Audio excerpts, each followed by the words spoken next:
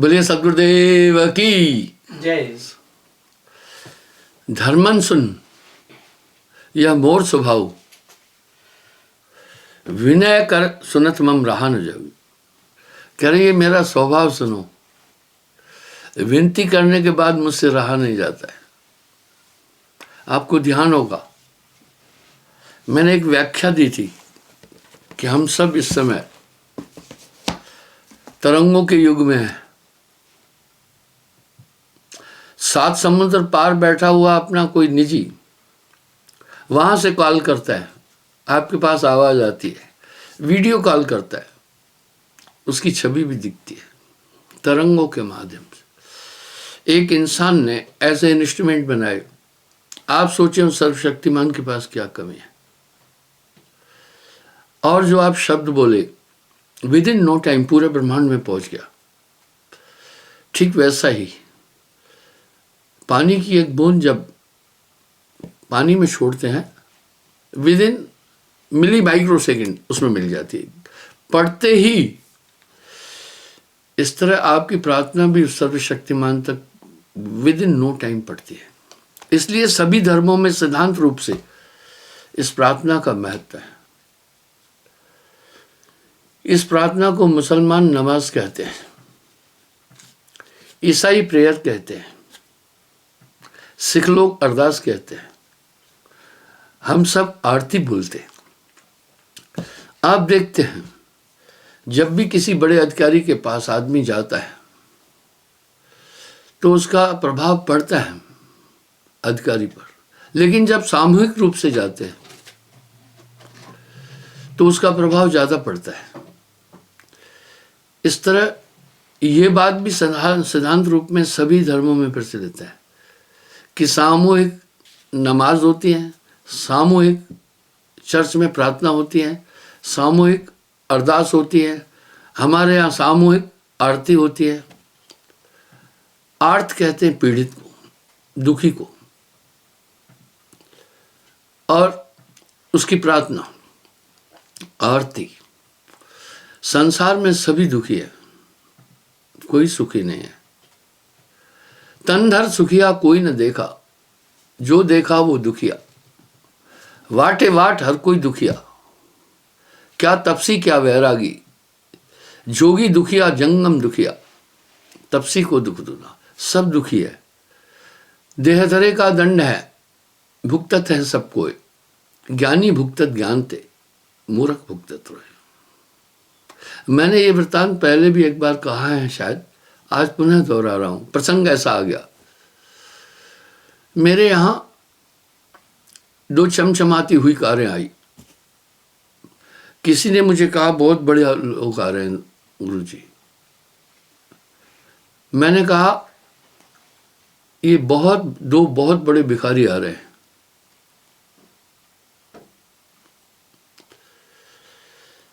जब आश्रम के अंदर आए गेट से, मैं बाहर ही था, उनको नमस्कार किया। उन्होंने मुझे नमस्कार का जवाब नहीं दिया।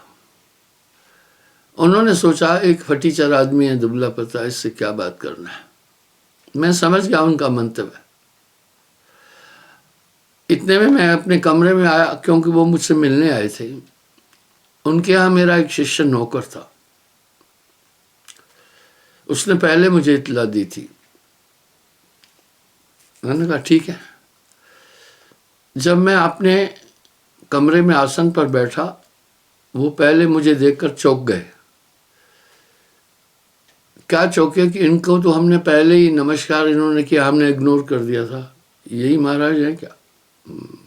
मैंने उनको ये एहसास नहीं होने दिया कि पहले मैंने आपको नमस्कार किया, आपने इसको इग्नोर किया। मैं सहज बैठा, दोनों बैठे, उनसे नीचे नहीं बैठा जा रहा था। बड़ी भारी शरीर थी, क्योंकि आमतौर पर जो सेठिया लोग हैं वो अपने आसन पर बैठते हैं, इस कारण से फैट से ज़्यादा हो जाती है। मैंने उनको आह्वान किया, क्या आपको कुर्सी दें? बोला नहीं, हम बैठेंगे। ठीक है। जब बातचीत का सिलसिला हुआ तो एक ने शुरू किया, नानक दुखिया सब संसार। आप इससे विचार करना, संतों की वाणी में बड़ा सार है। उसने अपनी व्यथा कहने शुरू की। उसने तत्व ज्ञान की कोई बात नहीं की। उसने बोला, गुरुजी मेरी एक लड़की है, मैंने उसका ब्याह किया, उसका पति शराब बहुत पीता है, मारता है लड़की को, बड़ी दुखी है। मैंने कहा भाई उनके माँ बाप से बात करो थोड़ा। बोला लड़के का बाप तो यही है जो बैठा है साथ में, दोनों दोस्त भी थे, व्यापारी भी थे। उसने एक दो समस्याएं और बताई। तब मैं मुखातिब हुआ उनके दूसरे दोस्त की तरफ। उन्होंने कहा गुरुजी मैं बड़ा परेशान हूं। पहला तो मेरा लड़का शराब पीता है, बात किसी की मानता नहीं, मां को मारता है, मुझे लगा सेठ को भी मारता है, पर झेप के कारण सेठ ने ये नहीं बोला। बोला दूसरा गुरुजी सेठानी बिस्तर पर है, बड़े कष्ट में है। दोनों ने अपने कई दुख बोले, मैं सुनता रहा तो देखा नानक दुखिया सब संसार, सुखी सही जे नाम आधार। मैं अक्सर एक वाक्य दोहराता हूं, दुनिया में कोई सुखी नहीं है, तन धर सुखिया कोई न देखा, जो देखा वो दुखिया। दो लोग सुखी है, पहला सही सुखी जो जय नाम आधार, सही सुखी जय नाम आधार। नाम बिना दुखी तीनों देवा, गण गंधर्व करे जिनकी सेवा। आखिर नाम की ऐसी क्या ताकत है? जैसे मां के बिना बच्चा अनाथ है, मां जैसी प्रॉपर उसकी देखभाल कोई नहीं कर सकता।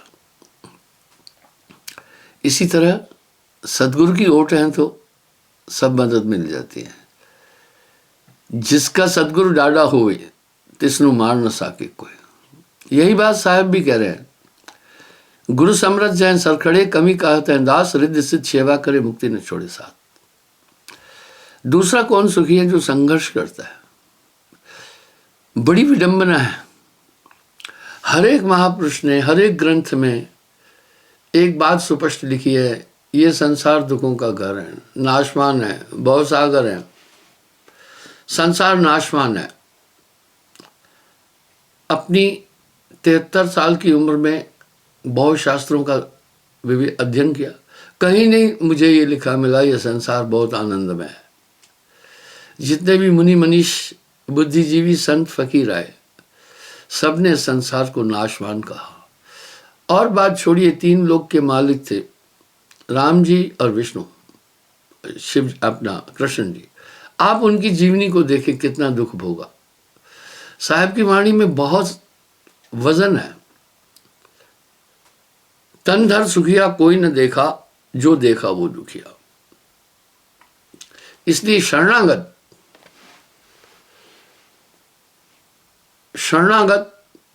को करण न करावन बाकी। इसलिए जो उस प्रभु की शरणागत है सदगुरु की, करण करावन को कुछ नहीं, पर शर्त है शरणागत ठीक हो। सिर्फ मौखिक रूप से कहना मैं आपके शरणागत हूं, इससे नहीं काम बनेगा। शरणागत के नियम है कुछ।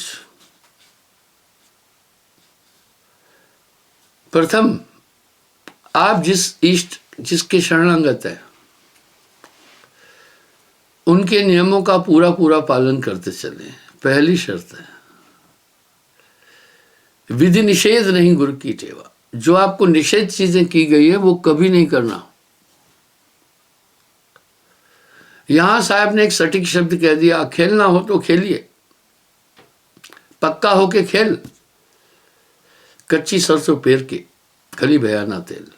गुरु मग दृढ़ पग राखिए, मग रास्ते को कहते हैं, दृढ़ मजबूत पग पैर को कहते हैं, डिगमिग की सार।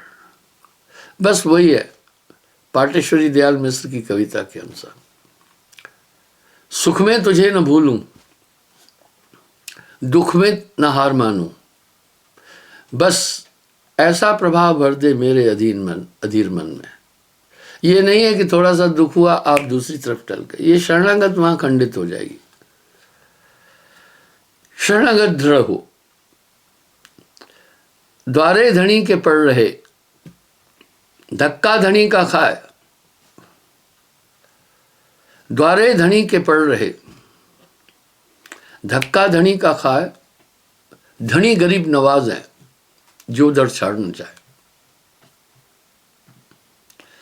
इसलिए पहला शरणागत का नियम है,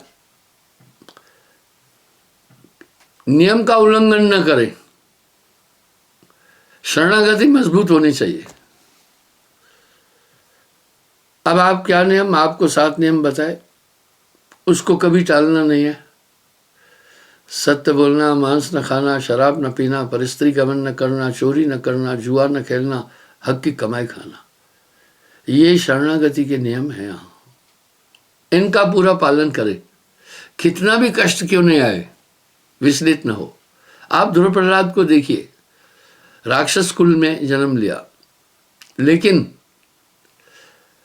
इतनी यंत्रणाएं उन्हें दी गई, भक्ति से टसमस नहीं हुए, तो उनका नाम है दुनिया के अंदर। ये नहीं है थोड़ा कष्ट हुआ तो चले झड़ाई फुकाई करने चले, फिर वहां शरणागत खंडित हो जाएगी। दूसरा, यह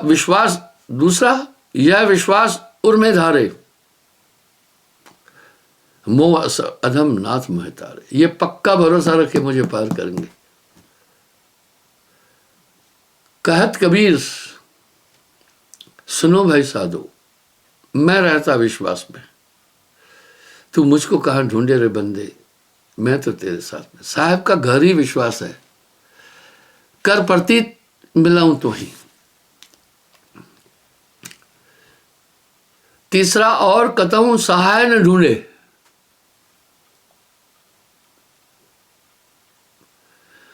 और कोई सहारा ढूंढे नहीं।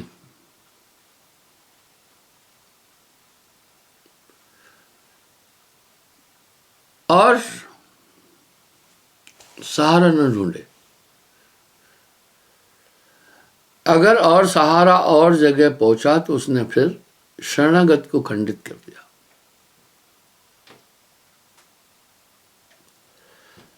चौथा, तन मन धन से गुरु की सेवा। अब यहां गुरु सेवा बोली, बहुत बड़ा महत्व गुरु सेवा का बोल दिया।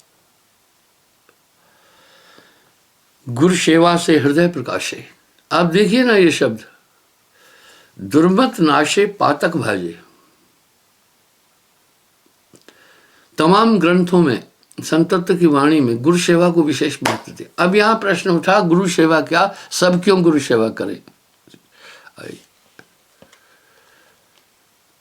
425 आश्रम है भारत में। हमारी संस्था विश्व लेवल की है। कैलिफोर्निया, सैन फ्रांसिस्को में भी हमारी संस्था पंजीकृत है, ब्रिटेन में, लंदन में भी। ये 425 आश्रम एक भी सतलोक से डायरेक्ट नहीं आया, विधि है, बनाए सब आपने। परिश्रम आपने किया, धन आपका था, हालांकि वो साहब देता है, माध्यम है आप। एक भी चीज, अगर मुझे किसी चीज की आवश्यकता पड़ी, मान लीजिए कि गेहूं की जरूरत पड़ गई, 1000 आदमी करीब रोज भोजन खाते हैं, गेहूं के बोरे ऊपर से नहीं आए, आसमान से नहीं आए, वो साहब ने ये कृपा की, किसी के अंतःकरण में बैठकर गेहूं का बोरा वहां पहुंचाया। कभी धन की आवश्यकता होती है, बहुत बड़ी संस्था है, ऊपर से नोटों की गड्डी आज तक नहीं आई है। अगर आसमान से गड्डी टपकेगी तो फिर वो डुप्लीकेट हो जाएगा, और प्रभु डुप्लीकेट काम नहीं करता। ऐसा साधन जोड़ेगा। मैं आपको आज एक और उदाहरण देता हूं। एक बार फौजी मेरा कार्य करता है, रामकिशन फौजी, पूर्णिमा से एक दिन पहले सुबह मेरे पास आया। मुझे कहा 16,000 रुपये दो। मैंने कहा क्या करना है? बोला गैस सिलेंडर भराना है। मेरे पास पैसे नहीं थे उस समय। मैं कहा कल लेना, अब आज नहीं है। थोड़ा सा वो अनपढ़ है लेकिन बहुत समर्पित आदमी है। तो कहा कल पूर्णिमा है, कल ही तो जरूरत है, आज भराना है। मैं थोड़ा सा सख्ते में आया कि जरूरत सही में बहुत जरूरी है। मैं कहा आधे घंटे बाद आना।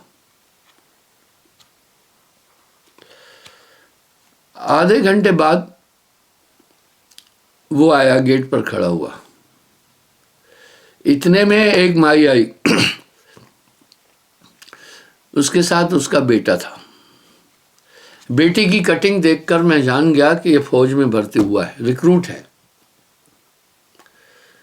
माई के हाथ में एक मिठाई का डब्बा था।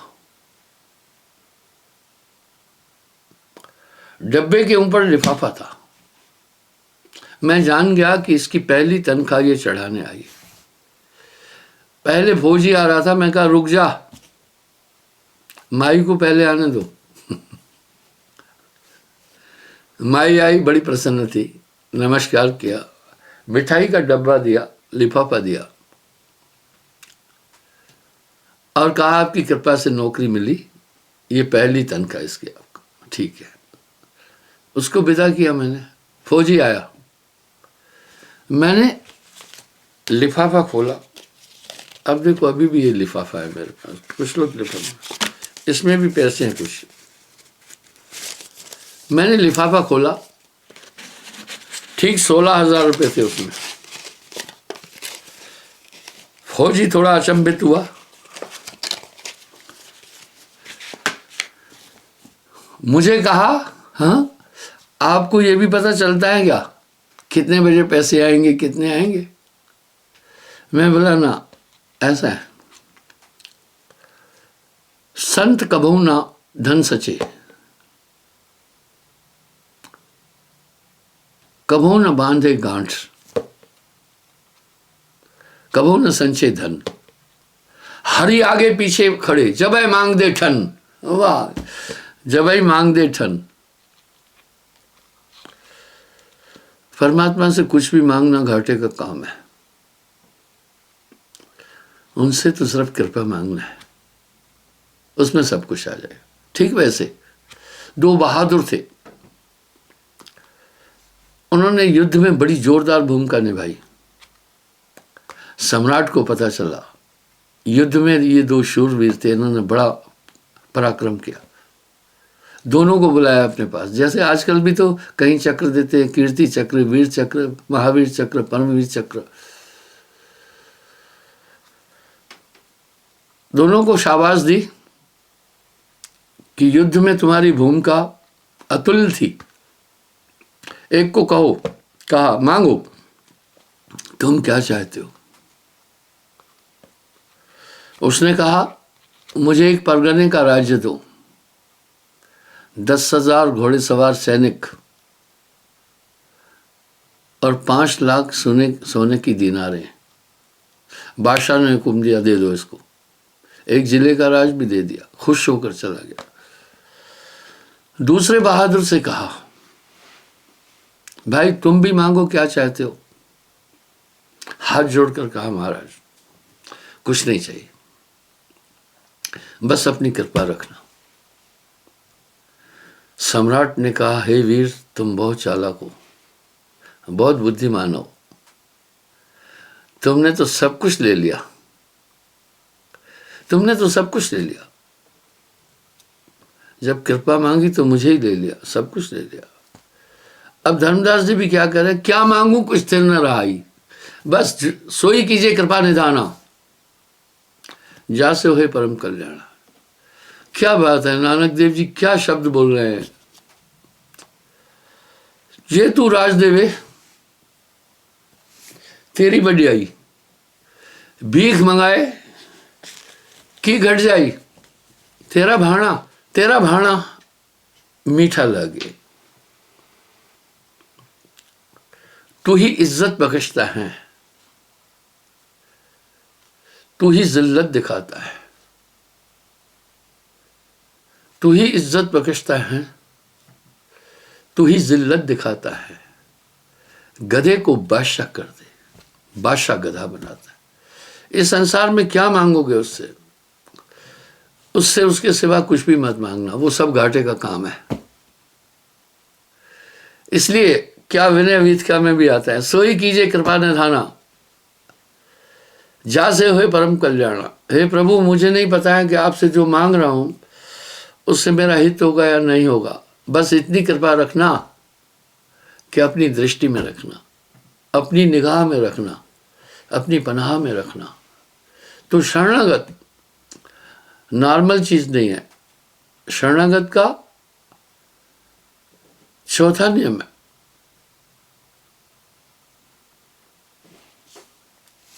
तन मन धन से सेवा। तमाम ग्रंथों में गुरु सेवा का विशेष महत्व है। गुरु सेवा में मैं ये पंडा पट्टी नहीं पढ़ा रहा हूं, जो शास्त्रगत बात है। कोटिन तीरथ भ्रम आए, सफल गुरु की सेवा पाए। सेवा के लिए हमारे पास तीन जरिए है, तन से यानी शरीर से टहल करे, या मन से सुमरण करता रहे, दूसरों को समझाता रहे, या धन से।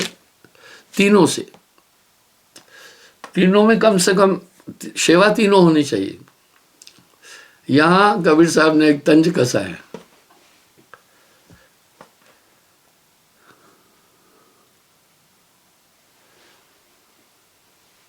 धन से नवे न मन नवे और न नवे शरीर, कहे कबीर धर्मराज से सो ठेंगा ले आशीष। साहब को क्या जरूरत थी, बस वही सब काम उसका होता है। ये 425 आश्रम किसी व्यक्ति के नहीं है। इनकी प्रासंगिकता क्या है, वहां जाकर हम सत्संग करते हैं, लोगों को दीक्षित करते हैं, उसी का काम नहीं हुआ। मैं अक्सर एक बात बोलता हूं, जो दिए हुए धन का दुरुपयोग करता है वो पाप का अधिकारी होगा। आप भौतिक में देखो, आपको कोई धन दे, आपको धन क्यों दिया, प्रभु के लिए ना कि परमार्थ में लगाएगा। लोग आकर इतना धन क्यों देते हैं।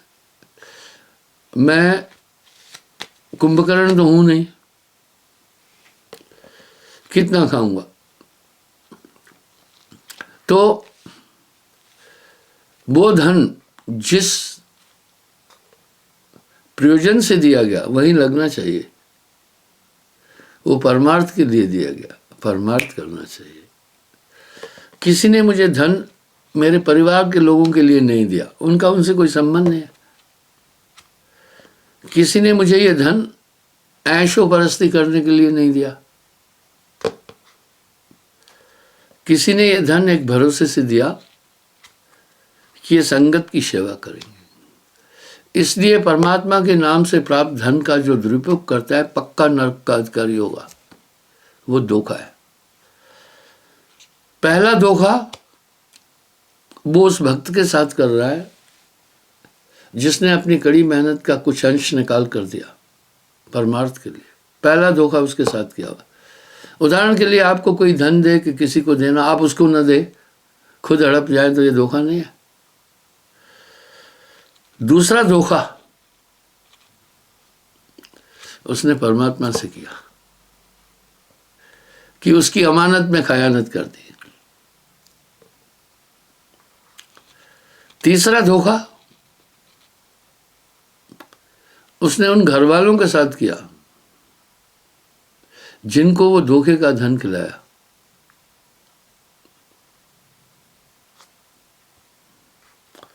चौथा धोखा उसने अपने साथ कर लिया। इसलिए वो धन मस्ती करने के योग्य नहीं है, पाप है।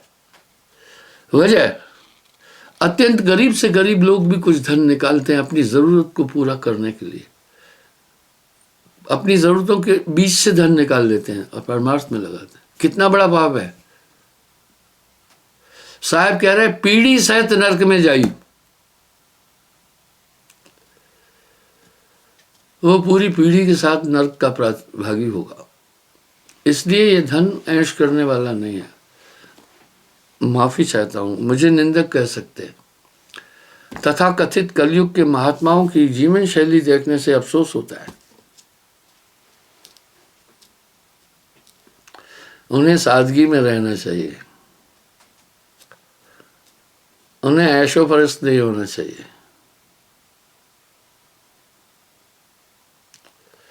तो बंधुओं, इस प्रकार सेवा जरूरी का है शरणागत में। जो धन हरि के हित नहीं, परमारथ नहीं जाए, शोधन चोर लबाड़ लेते हैं, धर सीने पर पांव। शोम का धन शैतान खाएगा। इसलिए तन मन धन की सेवा बहुत जरूरी है। और कतौ सहारा न ढूंढा, दूसरा सहारा नहीं ढूंढना। शरणागत का नियम है, हे प्रभु तारो या बोलो हैं तुम्हारे हाथ में, मैं तो आपके शरणागत हूं। देखो छोटा बालक है, मां के शरणागत है, मां पूरा ध्यान रखती है। इस तरह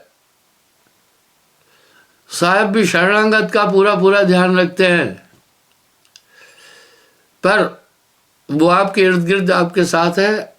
उनके पास वो नजर है कि आपको पूरा ठीक से देख रहे हैं, आपके पास वो नजर नहीं है कि उन्हें देख सकें। इसलिए विनय वीतिका पर मैंने बात उठाई, यही विनती की जाती है।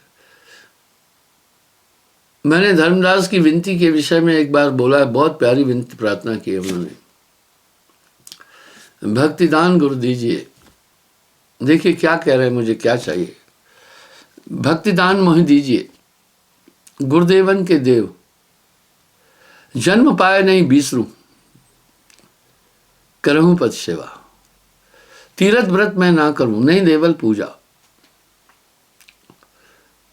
मनसा वाचा कर्मना, मेरे और न दूजा।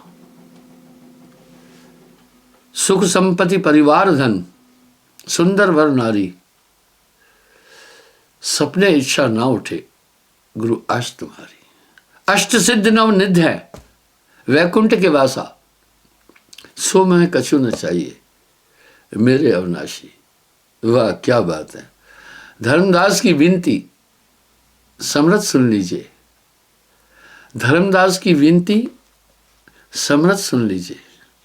आवागमन निवार कर बस अपना कर लीजिए। तो इस तरह शरणागत में सभी चीज, शरणागत में सब गुण आवे, करण करावन को कछ नाही। इसलिए शरणागत पर साहब ने बड़ी प्रार्थना है। विनय वीतिका में भी गोस्वामी जी ने बहुत कुछ लिखा है, इसको साधारण चीज नहीं समझे। क्षमा चाहता हूं, समय हो रहा है। मैं कल पुनः हाजिर हूंगा साहिब।